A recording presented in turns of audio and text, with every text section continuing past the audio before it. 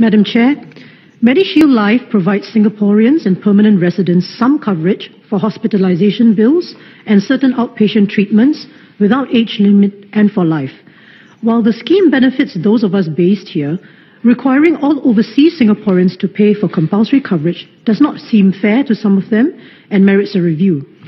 MOH has stated that overseas Singaporeans should contribute to the national risk pool as part of collective responsibility. The ministry says this will also enable them to benefit from Medishield Life protection anytime they choose to return to Singapore. This stand makes sense for those overseas Singaporeans who know that they expect to return to Singapore to live. However, there are Singaporeans who have made their home in other countries for decades. These include Singaporeans married to foreigners and raising children overseas, sometimes because the foreign spouses are not able to find suitable work in Singapore. They enjoy high standards of healthcare in these countries, which they pay taxes for. Others have emigrated as families and now have access to healthcare at prices more affordable to them. Some choose to live abroad because they could only obtain adequate coverage for their serious health conditions there. These Singaporeans are better covered overseas and will probably never tap on Medishield Life. Will the government review how it could allow such overseas Singaporeans to opt out of the scheme? Is there a compelling case that no opt-out should be allowed at all?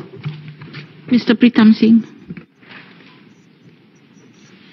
Madam Chairperson, the prospect of rising healthcare costs are a cause of concern, especially for the middle income or the sandwiched class. In fact, rising Medishield Life premiums will be a reality for many Singaporeans as the subsidy threshold is progressively reduced from this year up to the year 2019, when Medishield Life subsidies come to an end.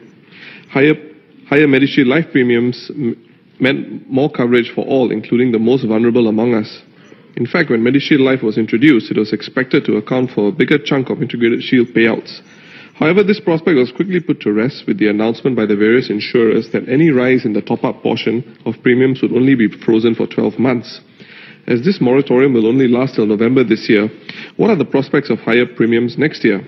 Had the ministry considered informing the insurers that the moratorium should also include a freeze on riders as well, since this would have been a backdoor to work around the moratorium insofar as keeping healthcare costs affordable as a whole? Secondly, while the reality of rising healthcare costs for a number of public reasons, bills, larger bills, greater healthcare consumption and newer and costlier procedures are a reality, can the ministry share how it intervenes, if at all, to ensure that any rise in premiums from the integrated shield providers are audited by the government?